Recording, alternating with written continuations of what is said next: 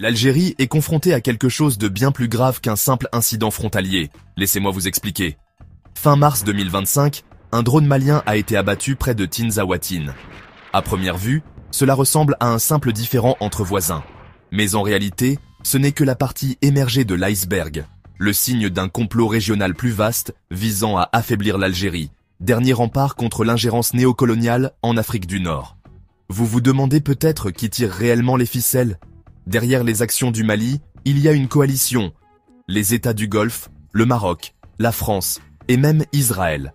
Leur objectif? Encercler l'Algérie, menacer son armée et saper son indépendance.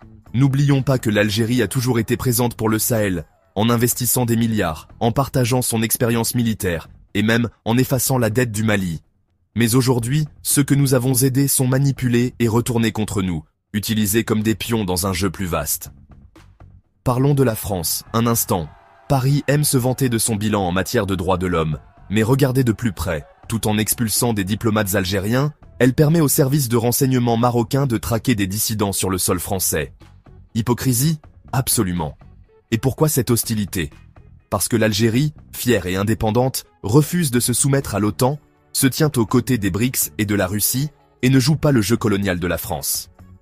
Ce qui se passe actuellement est une guerre hybride classique.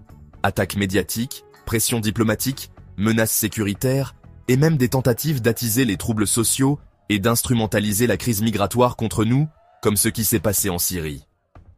La solution? L'unité interne. Accélérer les réformes démocratiques. Les associations et les partis politiques doivent se mobiliser et devenir de véritables piliers de la cohésion nationale et de la résilience sociale. Je l'ai déjà dit, et je le répète, notre cohésion est notre bouclier. Dans les années 90, l'unité nous a aidés à vaincre le terrorisme. Aujourd'hui, elle peut nous aider à résister à toute tentative de division ou de déstabilisation. Mais ne nous y trompons pas. Nos frontières sont sous pression de toutes parts. De la Libye au Niger en passant par le Mali, les crises régionales sont alimentées par des puissances étrangères avides d'influence et de ressources. La Turquie, les États du Golfe, la France, Israël et d'autres.